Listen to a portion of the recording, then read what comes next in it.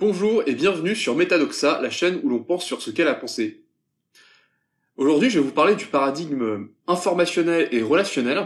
Pourquoi? Eh bien parce que c'est le paradigme, c'est-à-dire c'est la vision du monde, c'est l'interprétation du monde que j'utilise sur ma chaîne depuis déjà quelques mois. Et il me semblait important en fait d'expliciter qu'est-ce que c'est que le paradigme informationnel et relationnel, qu'est-ce que j'entends par là, afin que vous puissiez mieux comprendre en fait quels sont les présupposés, les a priori, quel est le cadre en fait dans lequel je développe ma pensée et notamment dans les vidéos Systémie de l'esprit. Alors le terme paradigme informationnel n'est pas forcément un terme qui est reconnu partout, comme pour plein de sujets autour de tout ce champ d'idées. Les appellations peuvent varier en fonction des approches, des disciplines, etc., etc.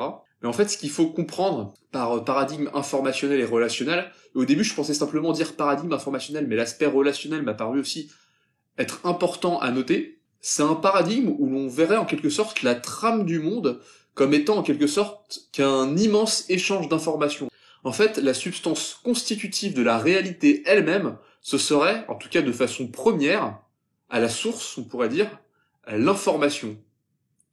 Et toute information impliquerait nécessairement une relation entre deux éléments qui s'échangent de l'information. C'est pour ça donc qu'il s'agit du paradigme informationnel et relationnel. Alors le truc c'est qu'en fait l'être humain il a tendance en fonction de ses découvertes, de son environnement social, du contexte du moment, des évolutions technologiques, etc. à en quelque sorte construire sa vision du monde, à construire sa cosmogonie autour de ce qui émerge dans son environnement social et dans son environnement direct. J'avais vu un mème comme ça circuler sur un groupe à une époque, alors j'ai pas réussi à le retrouver, mais en gros c'était une personne qui, à toutes les époques historiques, se disait attendez les mecs, j'ai une idée de ouf, j'ai trouvé un truc de ouf, et si en fait le monde c'était qu'une immense roue qui ne fait que tourner avec des cycles qui ne font que se répéter. Donc ça, par exemple, c'était lié à l'invention de la roue. Après, c'était ah, attendez les mecs, j'ai une idée de ouf. Et si en fait, l'univers, c'était juste un immense livre où toutes les informations, tout ce qui existe dans l'univers était consigné dans le livre, et c'est un peu le livre de la vérité de tout l'univers, quoi. Donc ça, c'était un peu avec l'apparition de l'écriture, les grandes religions et tout. Et après, c'était attendez les mecs, mais si en fait tout l'univers était mécanique et Dieu, c'était un immense horloger qui faisait fonctionner toute cette mécanique ensemble. Bon, bah ça c'était l'apparition des automates, des premières machines, de l'industrialisation. Et après, mais attendez, les mecs, mais si en fait l'univers c'était un immense programme informatique et qu'on vivait tous dans une simulation. Bon, vous voyez l'idée? Et là, ce que je vous propose un peu, c'est attendez les mecs, mais si en fait tout l'univers n'était constitué que d'échanges d'informations. Bon, ça, c'est un peu la suite de la métaphore informatique, mais ça prend le problème un peu différemment, on va dire. Et on pourrait très bien lier ça à l'expansion, à l'explosion en fait de l'économie de l'information, des technologies de l'information depuis quelques dizaines d'années. En fait, ça fait depuis peut-être au moins les années 50, peut-être un peu après, mais en tout cas ça a commencé probablement vers les années 50, notamment avec le développement de ce qui s'appelle la cybernétique. En fait, toute une discipline qui s'est construite autour de comment est-ce que l'information passe de machine à être humain à machine, de machine à machine, comment est-ce que les machines s'autorégulent via des boucles d'information et tout. Il y a une période comme ça, vers les années 50, où on s'est beaucoup intéressé au fonctionnement de l'information dans les machines, et après c'est une discipline qui s'est étendue à d'autres domaines. Ça a été un peu le début des approches systémiques. Donc après, on a trouvé toutes sortes d'applications en psychologie, en biologie, un peu partout autour de cette idée-là.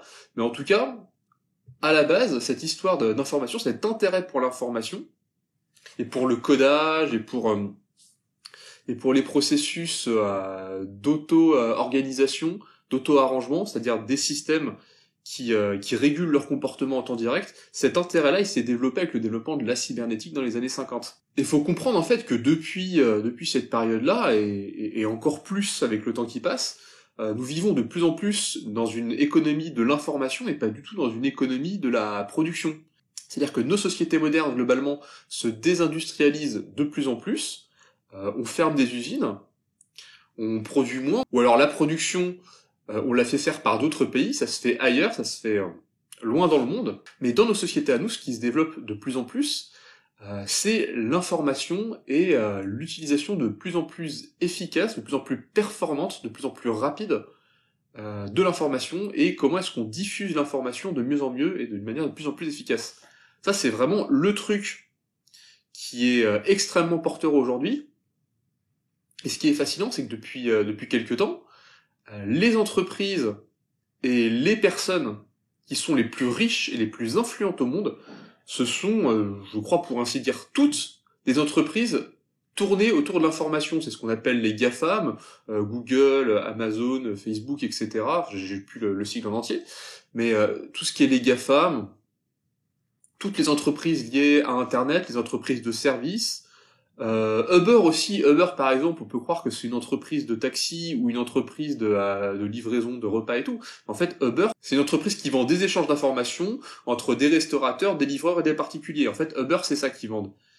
Eux, d'ailleurs, ils possèdent pas toutes les motos, les vélos, les machins, tout ce qui est utilisé pour faire la livraison.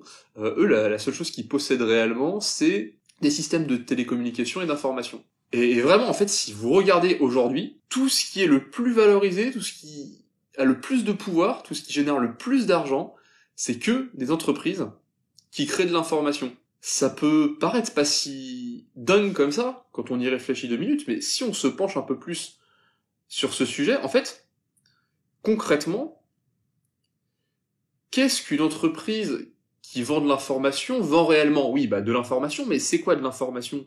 Parce qu'en fait, concrètement, quand on pianote sur un ordinateur pendant des heures, quand on va sur des réseaux sociaux, quand on va sur des sites pour commander des articles, comme Amazon ou quoi, l'information en elle-même qu'on utilise, qu'on exploite, qui est importante, cette information-là ne produit rien directement dans la matière. En fait, elle permet indirectement de produire des choses dans la matière, puisqu'elle met les bonnes personnes en relation. L'information permet de dire aussi comment est-ce qu'on doit faire les choses.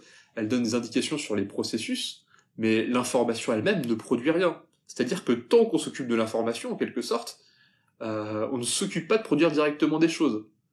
Et pourtant, on a des économies entières qui pèsent des milliers de milliards d'euros aujourd'hui, qui sont centrées uniquement sur l'information. Donc c'est dire en fait à quel point une bonne information est extrêmement précieuse et permet ensuite de tout faire mieux dans la matière, puisqu'en fait les bonnes personnes vont être mises en relation très facilement, les bons processus vont être adoptés, transmis, transférés comme on veut, et si on observe un peu les choses d'une manière historique, et je vais sûrement faire une vidéo là-dessus aussi, si on observe les choses d'une manière historique, en fait on pourrait très bien observer toute l'histoire de l'humanité, non pas comme une augmentation de la technologie ou de la technique à proprement parler, ni même comme une amélioration culturelle, mais on pourrait dire finalement que toute l'évolution de l'humanité pourrait se résumer à une progression au fil du temps, à un progrès de la qualité et de la quantité d'informations qui est produite, qui est transmise.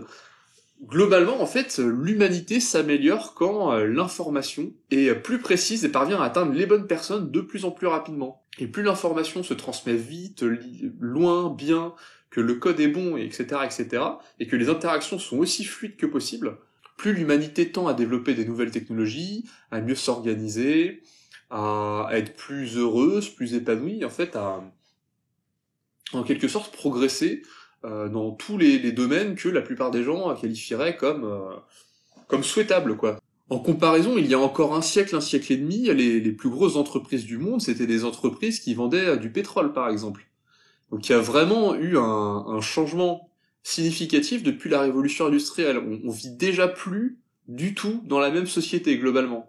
Ce focus sur l'information et la qualité de l'information, la transmission de l'information, évidemment, ça a amené un certain nombre de penseurs, de philosophes, de chercheurs à se demander en fait si on pouvait pas généraliser ce principe, si on pouvait pas se concentrer sur cette idée de transmission d'information, et ça les a amenés à développer toute une vision du monde et toute une forme de pensée sur qu'est-ce que c'est que l'information, comment elle se transmet, comment elle s'organise.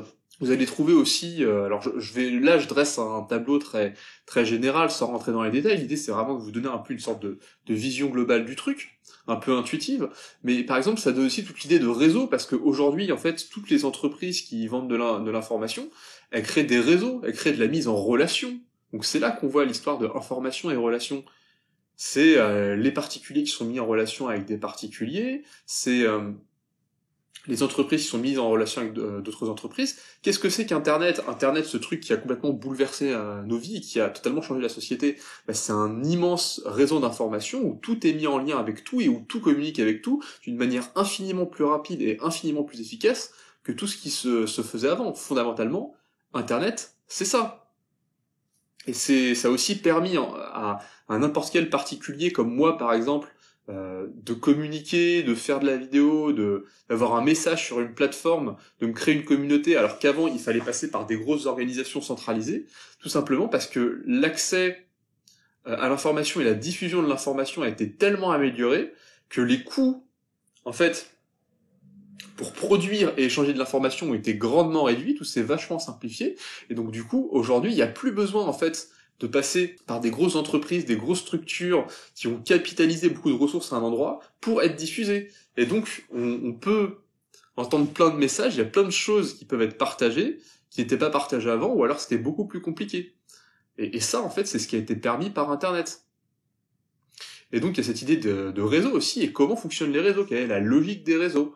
Le paradigme informationnel s'intéresse à la logique des réseaux.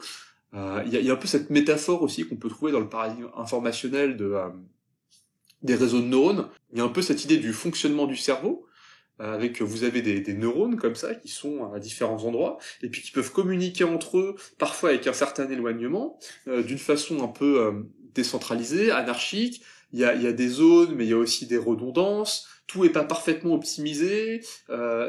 Différents éléments peuvent changer de fonction au fur et à mesure des besoins, au fur et à mesure du temps. Vous pouvez avoir c'est quelque chose qui a été observé, par exemple, quand il y avait des personnes, par exemple, qui perdaient un bras, en fait, toutes les parties du cerveau qui avaient pour rôle, en fait, de manipuler ce bras ou cette main, sont réutilisées pour pouvoir utiliser d'autres parties du corps. Par exemple, si cette partie est sectionnée, du coup, les neurones qui géraient ça, ils vont être réinvestis pour gérer plutôt le haut du bras. C'est des choses qu'on a pu observer en faisant de l'imagerie cérébrale. Et oui, en fait, le paradigme systémique, le paradigme de l'information s'intéresse en fait à comment est-ce que les trucs se réorganisent, se réassemblent. Le Bitcoin, j'en ai déjà parlé, en fait, c'est une vision de la monnaie, une vision de la sécurité monétaire, la manière de sécuriser de la valeur qui est totalement basée sur les théories de l'information. Vous pouvez faire vos propres recherches sur la question. Et moi, ce que j'aimerais faire là maintenant, c'est vous expliquer un peu qu'est-ce que ça implique qu'une vision du monde basée sur l'information et la relation, et comment cette vision du monde, donc on pourrait qualifier de vision jaune sur le modèle de la spirale dynamique, se distingue d'une vision orange, ou dite vision moderne, vision industrielle, matérielle, productiviste, tout ce que vous voulez, et d'une vision verte qui vient après, qui sera une vision plus postmoderne, plus intersubjective. Là, c'est quelque chose qui est aussi important. Moi, le niveau vert, j'appelle ça le paradigme intersubjectif ou perceptuel. C'est-à-dire qu'en fait, on s'intéresse à la perception subjective des gens, et on s'intéresse à la façon dont les gens créent une forme de récit commun à partir de leur subjectivité individuelle, d'où paradigme intersubjectif. Donc ça, c'est le niveau vert, et avant, le niveau orange, donc c'était plus le paradigme matérialiste, productiviste. Bon, en fait, on pourrait dire matérialiste, tout simplement. Et il y a encore beaucoup de gens aujourd'hui qui pensent tout simplement que le monde est matérialiste, qu'il est constitué de matière. Il y a un peu cette métaphore du fait que l'univers, par exemple, ce serait une sorte d'immense partie de billard. Donc il y aura des atomes, des particules et tout comme ça, qui seraient des sortes de petites boules qui se déplaceraient en mouvement rectiligne uniforme et qui entrechoqueraient d'autres boules, et ça ferait des réactions en chaîne comme ça. Ça, c'est une vision qui est plus liée, on va dire, au 18e, 19e siècle, mais il y a encore beaucoup de gens aujourd'hui qui pensent que l'univers fonctionne comme ça, alors même que depuis le développement de la relativité restreinte puis générale, puis de la physique quantique, en fait, je vais pas détailler, mais à peu près tout montre que l'univers ne fonctionne absolument pas comme ça. Si je peux dire dans la relativité d'Einstein, en fait, à part la lumière qui est une sorte d'absolu, absolument toutes les données, toutes les informations du coup sont relatives, les distances, le temps, la gravité, tout ce que vous voulez, en fait, tout ça, ce sont des valeurs qui changent, qui sont perçues différemment en fonction de la position et de la vitesse de l'observateur qui observe une scène. Donc ça, c'est quelque chose qui est totalement pris en compte dans la théorie. T'as une vision du monde de la physique quantique, en fait, tout, les choses n'ont même plus vraiment d'emplacement exact. En fait, les choses sont à des emplacements probables qui se révèlent en quelque sorte, on parle d'effondrement de la fonction d'onde, mais en gros, c'est-à-dire que les choses sont dans une espèce de champ de probabilité, et quand on les observe, elles se matérialisent à un certain endroit, mais quand on va les réobserver plus tard dans des conditions identiques, en fait, elles vont se matérialiser à un autre endroit parce que la probabilité va sortir différemment et tout. Il y a des choses, en fait, qui ont une probabilité de traverser de la matière, ou de se déplacer instantanément, ou d'être dans plusieurs états à la fois, à plusieurs endroits à la fois. Bref, les développements de la science récents ont montré, en quelque sorte, que ce qu'on pourrait appeler le paradigme matérialiste était caduc. Mais bon, il y a encore beaucoup de gens qui voient le monde comme ça. Donc après le paradigme matérialiste, il y a un autre paradigme qui a émergé, donc qui est le paradigme postmoderne, donc certains diraient intersubjectif, relativiste et tout, mais où tout simplement, en fait, la vision du monde, c'était plus en fait, l'univers est matière, mais l'univers est ce que les gens en perçoivent. Et là où ça devient un peu compliqué, c'est que vu que les gens perçoivent différentes choses, et du coup, l'univers est aussi une question de perspective, puisque ça dépend depuis où on regarde les choses, et ça dépend ce qu'on est capable de percevoir, comment est-ce qu'on interprète les choses, mais globalement, on pourrait dire que la trame de l'existence, la trame de la réalité, c'est simplement un immense champ de perception. Et ce qu'il faut comprendre, c'est que, en fait, c'est quelque chose qu'on peut voir sur un plan même métaphysique et spirituel. C'est-à-dire que, en fait, c'est la question de quel est notre rapport à l'existence. Quelqu'un qui est matérialiste, il observe le monde autour de lui, et il voit de la matière. Il voit un corps, il voit une table, il voit des choses qui ont des frontières, il voit des choses qui sont touchables, et si on lui parle, je sais pas, d'âme, d'esprit, ou de choses qui appartiennent à des croyances, des religions du passé, ou des visions un peu magiques et tout, lui il est là, et d'accord, vous me parlez de ces choses-là, qui sont supposées être invisibles en plus, mais où sont-elles? Moi je ne les vois pas.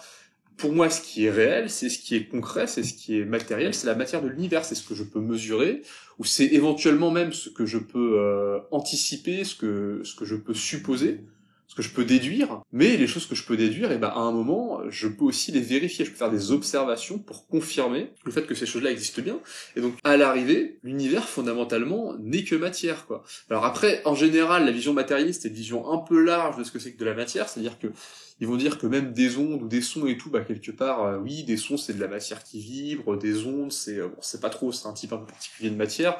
De l'énergie, ça commence déjà à être plus compliqué, mais ça a un potentiel de mouvement de la matière, on sait pas trop, mais voilà. Potentiellement, on pourrait dire que tout est matière. Et donc, c'est vraiment, le paradigme va façonner la façon dont vous percevez le monde. C'est-à-dire que si vous êtes matérialiste, vous voyez de la matière. Et en fait, il y a des gens, eux, quand ils perçoivent le monde, ils voient pas de la matière, ils voient de la conscience. Et c'est pas si déconnant que ça, en fait. C'est quelque chose qu'on trouve pas mal dans les néo-spiritualités. Ça peut être apprécié dans certains milieux de niveau vert sur la spirale dynamique. Et c'est l'idée qu'en fait, non, les gens, on s'est trompé. En fait, on croyait que le monde, c'était de la matière. Mais en fait, qu'est-ce qu'il y a derrière la matière? Quelle est la trame, en fait, derrière la matière? Derrière la matière, il y a de la perception. Là, je crois, en fait, que je touche quelque chose qui est matériel, quelque chose qui me résiste et tout. Mais en fait, ce qui se produit là, ce sont juste des phénomènes de conscience. C'est mon esprit, c'est ma conscience, c'est ma perception, qui ressent des limites, qui ressent quelque chose, qui voit de la couleur, mais au-delà de la matière, c'est de la perception. Et à la limite, si matière il y a, soit c'est une illusion de la perception, soit c'est un sous-produit de la perception. Et pour ceux qui me connaissent depuis quelque temps, c'est un point de vue que j'avais trouvé intéressant et que j'avais défendu pendant un certain temps, jusqu'à encore peut-être un an et demi. Et donc oui, il y a quelque part dans le paradigme intersubjectif, c'est une idée qui est assez en vogue, ce truc de où on ne peut pas connaître le réel, ou si on peut le connaître, il faut admettre qu'il n'est qu'une manifestation de la conscience. En fait, le réel serait une sorte de conscience infinie. Et c'est quelque chose qu'on retrouve dans pas mal d'approches spirituelles, néo-spirituelles souvent. Ce truc de, en fait, tout serait de la conscience. Et là, c'est là que justement arrive le paradigme informationnel et relationnel. Et ce truc avec le paradigme informationnel et relationnel, si on l'aborde depuis un point de vue plus spirituel, ce serait de réaliser que, d'accord, il y a la matière, d'accord, il y a la conscience, mais fondamentalement, est-ce qu'il n'y aurait pas quelque chose encore derrière? Parce que même la conscience, est-ce que c'est vraiment quelque chose qui s'autoproduit juste comme on dirait dans certaines spiritualités, ou quelque chose qui se manifeste comme ça? Ou est-ce que finalement la conscience, ce n'est pas une traduction en continu d'éléments qu'il faudrait supposer comme étant extérieurs à la conscience? Et là, vous allez voir le lien avec ma vidéo sur la sémantique générale, c'est-à-dire que, en quelque sorte, on pourrait dire que le niveau matérialiste, c'est le niveau qui confond vraiment la carte et le territoire, c'est le niveau, en fait, qui prend les concepts, qui prend les éléments mentaux, pour des faits bruts, pour des faits directs, pour l'existence elle-même. C'est-à-dire que, là, je crois que mon corps est mon corps, mais d'une certaine façon, ce que je ne réalise pas, c'est que c'est un récit inconscient, c'est que c'est des formes que j'ai identifiées, c'est ma main, c'est voilà. Ce sont des récits inconscients qui me permettent, en fait, de décrire le réel et de dire que c'est le réel. Et donc, d'une certaine manière, le paradigme suivant, il va revenir plus à l'essentiel, et il va revenir à la perception directe des choses. On va dire, avant même que je puisse nommer ce que je suis, eh ben, il y a ce que je perçois et que je ne peux pas encore nommer. Donc la vraie trame du réel, ce serait la perception. Mais là, si on pousse encore un cran au-dessus, et si en fait, la perception, ce n'était simplement qu'une traduction de notre système, une traduction de notre esprit, d'éléments qui sont extérieurs à nous-mêmes, qui sont extérieurs à notre esprit, et qui en quelque sorte transitent dans notre univers. Et quand ces éléments transitent dans notre univers, ils sont traduits par notre esprit, ils sont traduits par notre système, ils sont traduits par notre capacité d'entendement. Et c'est pas seulement l'entendement intellectuel, c'est aussi les sens, c'est aussi la perception, c'est aussi les émotions, les couleurs, les odeurs, tout ce que vous voulez. En fait, quand des éléments me viennent de l'extérieur et rentrent dans mon système, eh ben, il y a toute une traduction qui s'opère de la part de mon système et qui permet de créer du sens.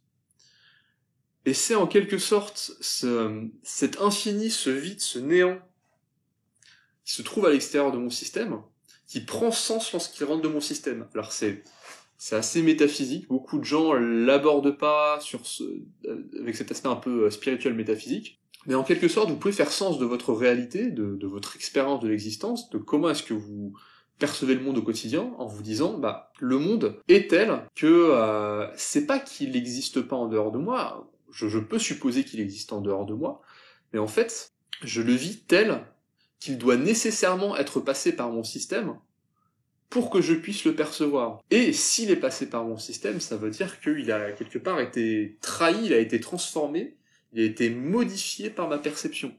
Les couleurs n'existent pas en soi, c'est mon système qui crée des couleurs en captant des choses qui ne sont pas en soi des couleurs.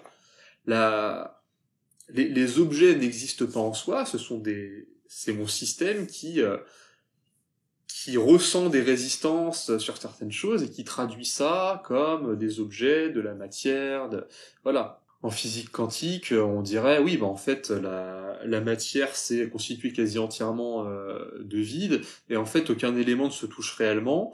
En fait, tous les éléments sont en suspension les uns sur les autres, en lévitation, et en fait, ce qui nous donne l'impression que les choses se touchent, ce sont des interactions électromagnétiques, mais il n'y a pas vraiment de contact, et en théorie, les éléments peuvent même se traverser, quoi. Donc en fait, c'est notre perception qui crée toutes ces sensations, et cette perception, si on essaye de l'interpréter d'une manière plus large, c'est de la lecture, c'est de la traduction d'informations.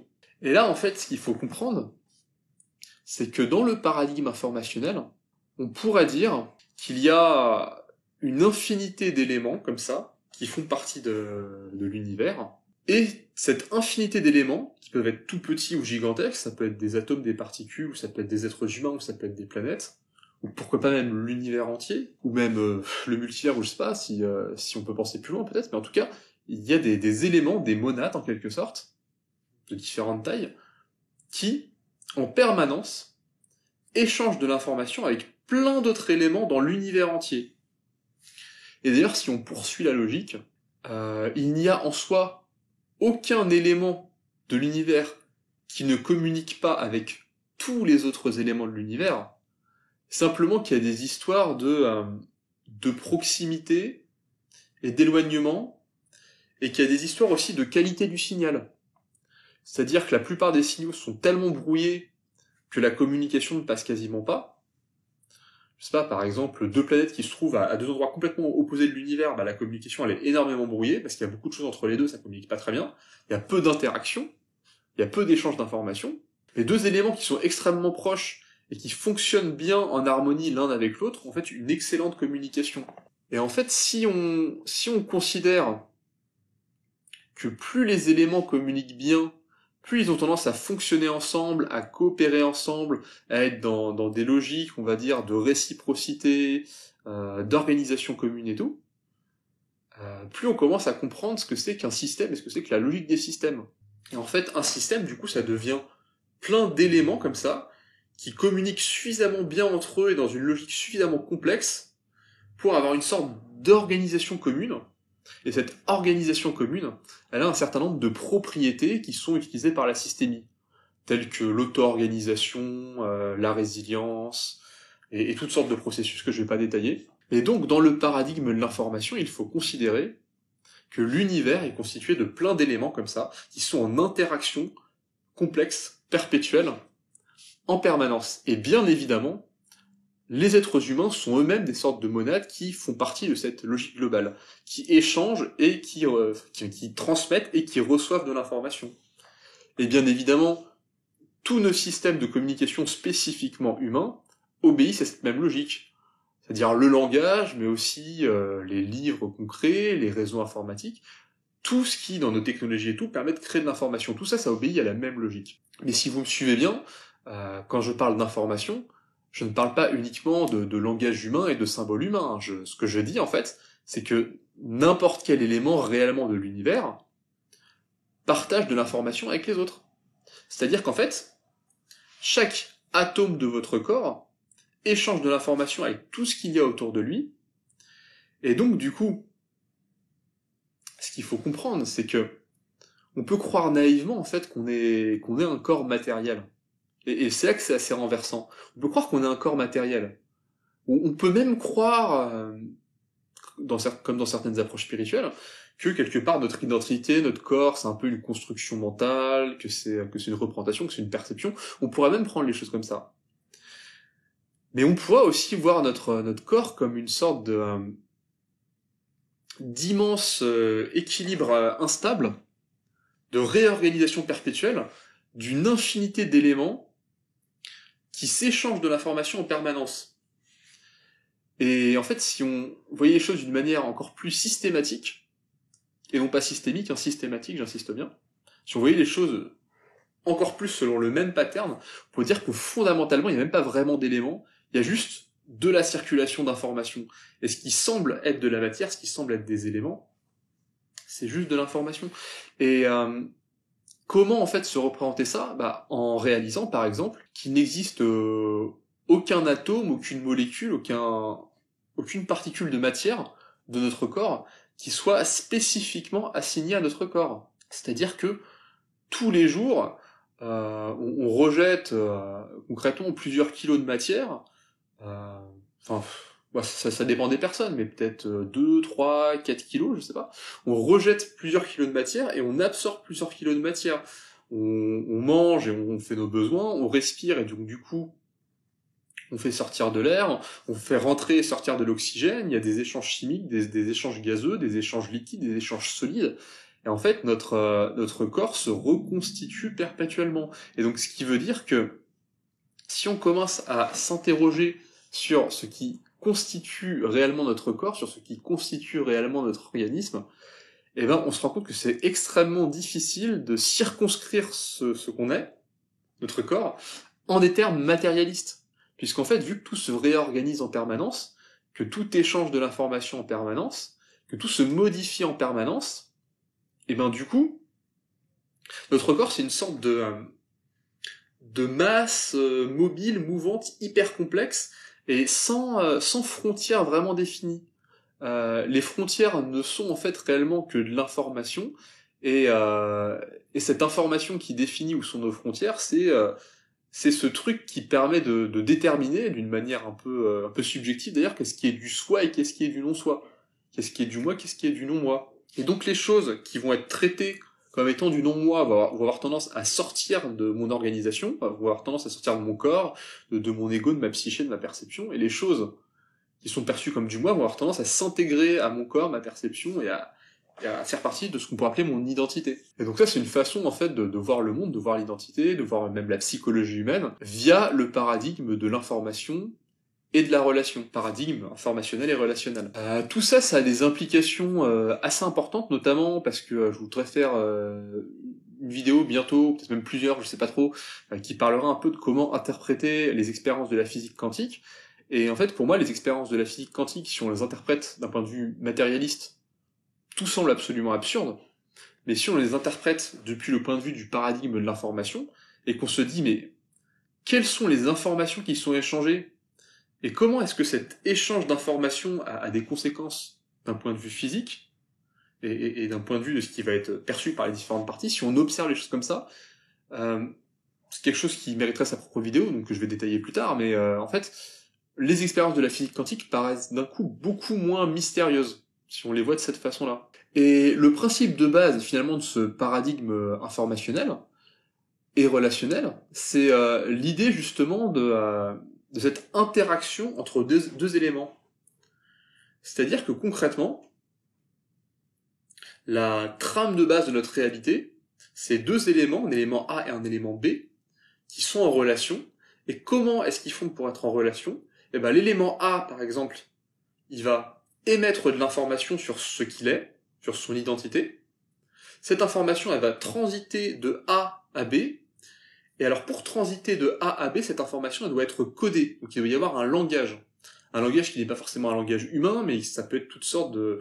Une onde, par exemple, ça peut être un langage, enfin, n'importe quoi peut être un langage du moment que c'est quelque chose qui peut être reçu par un autre élément. Donc, l'élément A émet de l'information à partir de ce qu'il est. Cette information devient un langage qui va être réceptionné par un élément B et traduit par un élément B, et la traduction se fait par rapport à ce que l'élément B est lui-même. Donc ce qui se passe, en fait, c'est que il y a quelque chose d'assez paradoxal, c'est que l'élément B, il va recevoir de l'information de l'élément A, mais dans l'information qui est reçue, l'information est reçue sur le langage de l'élément B, ce qui fait qu'en gros, l'élément B croit percevoir A, alors qu'en fait, il ne perçoit qu'une image de A colorée par B. Je sais pas si vous voyez exactement ce que je veux dire, mais ça veut dire en fait que tout ce qu'on croit percevoir de notre environnement, tout ce qu'on croit percevoir de l'univers, c'est pas que c'est vrai, c'est pas que c'est faux, c'est qu'en fait, tout est coloré par notre système d'interprétation du monde, par notre conscience, par notre langage, par notre identité au moment où on reçoit l'information.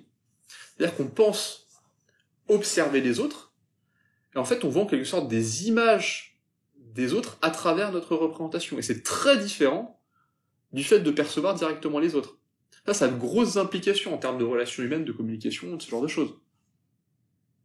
Parce que faut vraiment s'imaginer qu'en permanence, notre regard d'observateur a une influence décisive sur les choses qu'on observe, qui est un principe de physique quantique, mais qu'on peut parfaitement généraliser à toute notre existence. Et la chose, c'est que il y a l'élément A qui communique, qui crée un code qui est perçu par l'élément B, mais l'élément B aussi, il communique, il crée un code qui est perçu par l'élément A. Et ça se fait en simultané, et même ça se fait en continu. Parce que la chose après à réaliser dans le paradigme de l'information, c'est que fondamentalement on ne peut pas ne pas échanger d'informations en fait.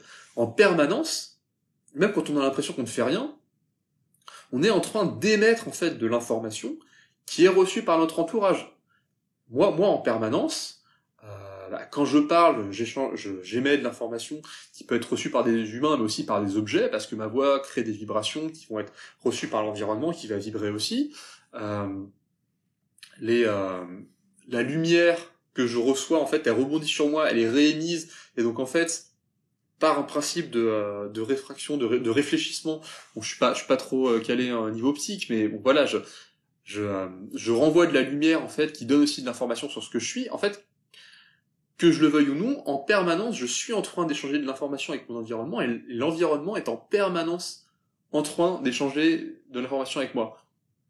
En fait, je ne peux pas ne pas communiquer, que ce soit sur un plan langagier comme sur un plan de tout ce qui constitue mon être. Donc en fait, A échange de l'information avec B, B échange de l'information avec A. À chaque fois, il y a un processus de traduction entre les deux. C'est-à-dire que chacun va voir une image de ce qui l'entoure dans son système à lui. En fait, c'est un processus qu'on peut généraliser, c'est-à-dire qu'on pourrait dire que dans l'absolu, absolument chaque chose qu'on pourrait considérer comme étant un élément dans l'univers, donc particules, atomes, planètes, êtres humains, animal, cailloux, minéraux, tout ce que vous voulez, chaque chose que l'on pourrait considérer comme étant un élément dans l'univers, à tous les niveaux d'organisation, parce que ça fait aussi des systèmes de poupées russes, chacun de ces éléments est en communication permanente avec l'entièreté de tous les autres éléments de tout l'univers. Alors bon, faut bien comprendre que quand je dis communication permanente, la quasi-totalité des communications sont tellement brouillées que c'est pratiquement comme si elles n'existaient pas. Mais en tout cas, dans l'absolu, tout est en communication avec tout en permanence. Et c'est pour ça que dans certaines spiritualités, il y en a qui vont dire que d'une certaine manière, chacun a l'univers en soi en quelque sorte. On a une sorte de représentation miniature de tout l'univers. Bon, c'est encore une fois, c'est tellement brouillé que l'essentiel de l'univers, on pourrait dire que c'est comme s'il n'existait pas quelque part. Mais en tout cas, par exemple, quand on apprend des choses en physique, quand on apprend comment est constitué l'univers, comment sont constituées les galaxies et tout, alors par rapport à ce qui se passe réellement, c'est sans doute incroyablement pauvre et incroyablement déformé comme représentation mentale, mais en tout cas, le simple fait qu'on puisse se créer cette représentation mentale, ça veut dire que d'une certaine manière, il y a un tout petit peu d'informations de tout l'univers qui nous sont parvenues d'une manière suffisamment claire pour que, en apprenant des choses en physique, voilà, grâce au condensé des expériences qui ont été transcrites par des scientifiques et tout sur plusieurs décennies, finalement, l'univers a commencé un peu à communiquer avec nous suffisamment pour nous laisser penser ce que sont que les galaxies, ce que sont que les trous noirs, ce que sont que plein d'éléments en fait de l'univers, quoi. Et donc d'une certaine manière, l'univers entier est un peu en train de communiquer avec nous. D'une manière encore vraiment pas très claire, hein, mais en tout cas c'est quelque chose qui progresse perpétuellement. Et donc en fait fondamentalement c'est ça le paradigme informationnel, c'est comprendre en fait que tout communique avec tout en permanence, à toutes les échelles, et qu'il y a une possibilité, en fait, toujours d'augmenter le fitness de cette transmission d'informations. C'est aussi comprendre qu'il n'existe pas d'informations qui ne soient pas traduites. Et que, comment dire, qu'en fait, tous les phénomènes physiques, tout ce qui existe dans l'existence, peut se résumer à des échanges d'informations. Ce qui veut dire, du coup, que, quand on reçoit de l'information de quelque chose, c'est pas juste nous, à l'extérieur, qui observons une scène et qui en déduisons ce qu'il y a à déduire. En fait, ce phénomène-là est déjà un processus physique et déjà un processus de transformation. En fait, il y a déjà quelque chose qui se passe dans la matière quand on est simplement en train d'observer. En fait, on n'est jamais neutre, on n'est jamais détaché du système. Et en plus, à chaque fois qu'on est en train d'observer, on est aussi, nous, en train d'émettre de l'information qui a un effet sur les choses qu'on est en train d'observer, parce que ces choses-là nous observent aussi, et elles nous observent même si elles n'en ont pas forcément conscience. C'est-à-dire que encore une fois, il faut vraiment se détacher d'une vision humaine de ce principe d'échange d'informations.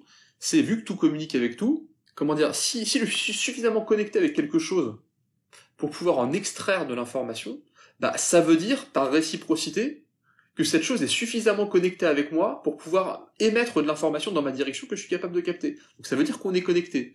Donc ça veut dire que on a une influence l'un sur l'autre qui est déjà suffisamment élevée pour que des choses puissent se passer.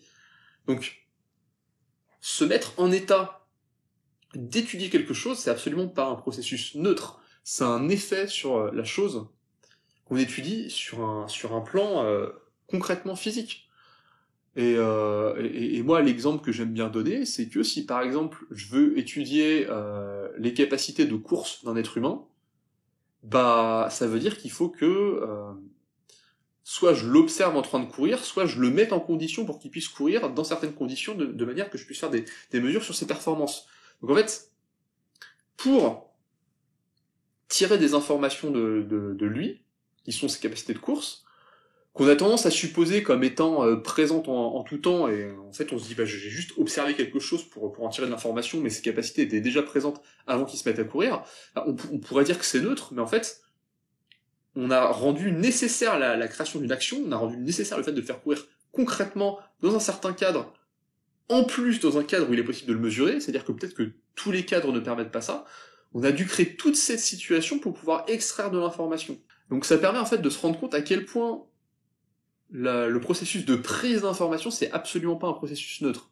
C'est même un processus qu'on pourrait qualifier d'invasif, en fait, dans beaucoup de situations. Et même qu'on pourrait généraliser comme étant un processus invasif tout court, nécessairement. La dernière conséquence assez renversante, en fait, de ce principe de paradigme informationnel, et je pense que je vais finir là-dessus, et il faut vraiment pas passer à côté, c'est que, en fait, dans le paradigme informationnel et relationnel, si une chose n'échange pas d'informations, si une chose n'est pas en relation avec une autre chose, c'est exactement pareil que de dire que cette chose n'existe pas. Je vous laisse mesurer ça un peu 2 secondes. Si une chose n'échange pas d'informations, n'est pas en relation, en fait, être en relation et échanger de l'information, c'est la même chose, hein, concrètement. Si une chose n'échange pas d'informations, si vous ne... Enfin, c'est pas forcément vous, mais s'il n'y a pas une entité quelconque qui reçoit de l'information de quelque chose, c'est exactement comme de dire que cette chose n'existe pas. Puisqu'en fait, qu'est-ce que c'est qu'une chose qui échange de l'information avec rien? C'est une chose qui est par nature et profondément inconnaissable. Et en plus, si cette chose inconnaissable se mettait un jour d'un seul coup à échanger de l'information avec d'autres choses, si on pousse au bout la logique du paradigme de l'information, on pourrait dire que cette chose, à ce moment-là, aurait changé de nature, et donc que la chose inconnaissable qu'il y avait avant n'est toujours pas connue, en fait. On peut toujours considérer qu'elle n'existe pas, puisqu'en fait, ce truc qui est apparu, ce truc qui est connu maintenant, c'est une nouvelle chose, ça a changé de nature. Vous voyez ce que je veux dire?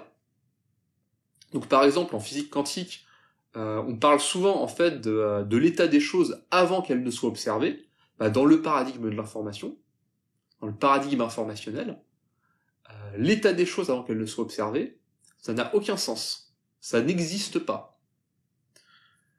Une chose n'est pas nécessairement observée par nous, mais en tout cas, une chose doit nécessairement être observée par quelque chose pour exister.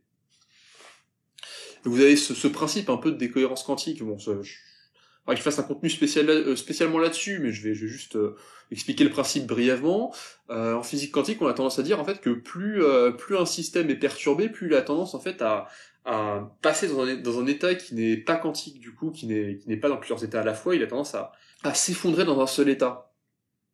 Avec en gros l'idée que en fait plus une chose entre en contact avec d'autres éléments, plus il a tendance à prendre forme, entre guillemets, si on le résume d'une manière un peu barbare, un peu caricaturale, quoi. En fait, dans le paradigme de l'information, c'est totalement logique, puisqu'en fait, plus une chose échange d'informations, plus elle se met à exister, plus elle se met à prendre forme, plus elle se met à prendre une consistance, et plus elle se met à se préciser, quoi. Elle est plus un potentiel, elle est quelque chose d'actualisé, elle est quelque chose de réel, de matériel, qu'on peut mesurer, quoi. Et du coup, c'est exactement le même principe. Une chose qui n'échange pas d'informations n'existe pas. Une chose qui échange un peu d'informations existe un peu. Une chose qui échange beaucoup d'informations existe beaucoup. L'existence d'une chose est directement corrélée à la quantité d'informations qu'elle émet et qu'elle reçoit, puisque ça va toujours dans les deux sens, de tout ce qu'il y a autour d'elle. Et donc, quelque part, on pourrait dire que certaines représentations de la néo-spiritualité, de ce que ce serait que Dieu, en fait, ce serait, en quelque sorte, ça pourrait être cette chose, en fait, qui... enfin, une des parties, en tout cas, de ce qui constitue Dieu, pourrait être cette chose, en fait, qui n'échange pas d'informations, parce que ce serait en quelque sorte le néant métaphysique, ce serait...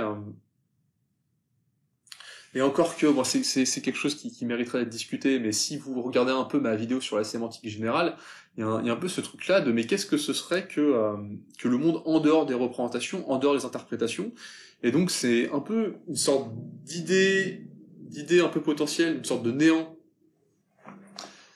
qui n'est pas matérialisé, c'est un peu une sorte d'abstraction en fait. Mais dans certains cas, il peut être nécessaire de la supposer pour expliquer l'existence de tout le reste. Mais en tout cas, on retrouve cette idée que je développais dans la vidéo sur la sémantique générale, qui est que finalement, la réalité d'une chose, le réel, ce n'est pas une chose en soi, on pourrait définir, mais c'est seulement la combinaison de toutes les perceptions possibles, de tout ce qui peut interagir avec cette chose. Une chose n'est que la combinaison de toutes les perceptions qu'on peut en avoir. Je répète encore, une chose n'est que la combinaison de toutes les perceptions qu'on peut en avoir. Et quand je dis on peut en avoir, c'est des êtres humains, des animaux, des atomes, des minéraux, n'importe quoi. Tout ce qui constitue l'univers et qui peut échanger de l'information avec quelque chose définit cette chose dans son entièreté. Et donc la nature profonde d'une chose est tout ce qui peut être perçu de cette chose. Et quand on comprend les choses de cette façon-là, et ben du coup, ça éclaire un certain nombre d'expériences de physique quantique, où on a des choses qui sont dans des états intriqués, dans plusieurs états à la fois, dans des champs de probabilité, dans des trucs comme ça qui paraissent assez perchés, assez indéfinissables et tout. Bah, c'est simplement que des éléments ont été perçus de différentes façons par différents appareils de mesure dans différents contextes, et du coup on essaye en quelque sorte de s'imaginer quelle est l'entité qui pourrait représenter toutes ces perceptions qui d'une certaine manière sont contre-intuitives les unes avec les autres. En fait, on a différents éléments qui ont pris de l'info, et quand on essaye de faire communiquer les infos les unes avec les autres, on se dit ça marche pas trop. On se dit c'est pas très cohérent. Et donc d'une certaine façon, la chose qu'on a observée, ce serait la combinaison de toutes ces perceptions. Et ben, dans le paradigme de l'information, ce qu'il faut comprendre, c'est qu'il est impossible de connaître la nature profonde d'une chose en tant que telle. On ne peut la connaître que comme l'image projetée, que comme la manifestation qui apparaît dans différents modes de perception. C'est-à-dire que si je regarde les choses avec une certaine paire de lunettes, je vais voir la chose telle qu'elle se manifeste quand elle est regardée avec cette paire de lunettes. Si je regarde les choses avec une autre paire de lunettes, je vais les voir telles qu'elles se manifestent quand elles sont regardées avec cette paire de lunettes. Et donc en fait, il n'y a pas de vraie nature de la chose. La vraie nature de la chose n'est que la combinaison de toutes les perceptions que je suis capable d'avoir de cette chose, et d'autres perceptions que moi je ne suis pas capable d'avoir, mais que d'autres pourraient avoir. Mais en tout cas, si à mon échelle je veux comprendre aussi bien que possible quelque chose, je dois penser cette chose comme étant une sorte de combinaison incomplète de tous les modes de perception, de tous les filtres que je serais capable de produire en observant cette chose. Donc en fait, ça veut dire que cette chose, il faudrait que je l'observe de manière scientifique, de manière intuitive, il faudrait que je l'observe de manière expérientielle. Qu'est-ce que je perçois avec mes sens quand je suis en contact avec cette chose? Il faudrait que je l'aperçoive de manière artistique, de manière sentimentale. En fait, il faudrait que je l'aperçoive de toutes les façons avec lesquels mon être est capable de percevoir cette chose. Et à ce moment-là, je pourrais dresser un tableau qui serait beaucoup plus complet de cette chose que ce qu'une perspective purement émotionnelle, ou purement scientifique, ou purement spirituelle, ou purement je ne sais quoi, pourrait percevoir de cette chose. Et en fait, aujourd'hui, on vit encore dans un monde où il y a des batailles de paradigmes, des batailles de perception, où chacun, en fait, défend son mode de perception préféré en disant que voilà ce mode de perception qui permet de décrire correctement le réel, et tous les autres, en gros, ne valent rien ou sont inférieurs. Et ben, dans une vision intégrative, dans le cadre du paradigme informationnel et relationnel, il faudrait considérer que pour comprendre autant que possible une chose, il faudrait multiplier les types de perceptions et réussir à les intégrer les uns avec les autres via des processus intégratifs. Voilà, je me dis que c'est beaucoup à avaler, j'espère avoir réussi à rendre ça aussi compréhensible que possible. Globalement, ce qu'il faut retenir, c'est que, concrètement, il faut voir en fait la trame de l'existence via ce paradigme comme simplement plein d'éléments en fait qui sont en interaction en continu les uns avec les autres, de manière très complexe, voire infiniment complexe. Et en fait, il faut comprendre que chacun de ces éléments, en s'observant, se définissent les uns les autres et se traduisent les uns les autres, et qu'en fait, chaque système perçoit le reste du monde via la coloration de son système, et inversement. Et en fait, on pourrait dire que c'est ce niveau de complexité qui tend vers l'infini que des systémiciens, des penseurs intégratifs, etc., essayent d'interpréter via des outils systémiques, des outils alternatifs qui évidemment ne peuvent pas rendre compte de toute cette infinie complexité, mais en tout cas, ces outils permettent de les symboliser, de les simplifier d'une manière à la fois suffisamment simple et suffisamment englobante pour en tout cas arriver à un niveau de perception et de compréhension qui est beaucoup plus fin et beaucoup plus sophistiqué que ce qu'une vision matérialiste, empiriste de base, ou même une vision intersubjective pourrait percevoir. Là, on est à un niveau d'interprétation, on est sur des outils d'interprétation, de compréhension, qui sont nettement plus sophistiqués que ça. Et ça, du coup, ce sont les outils développés autour du paradigme informationnel et relationnel. Merci de m'avoir regardé. Si cette vidéo vous a intéressé, vous pouvez me laisser un pouce en l'air et vous pouvez vous abonner à la chaîne. Vous pouvez aussi rejoindre la communauté Metadoxa, la communauté Discord Metadoxa qui se trouve en lien sous la description. Il y a aussi un autre groupe qui s'appelle le Refuge des Désenchantés qui est plus pour du soutien psychologique. Salut et à bientôt!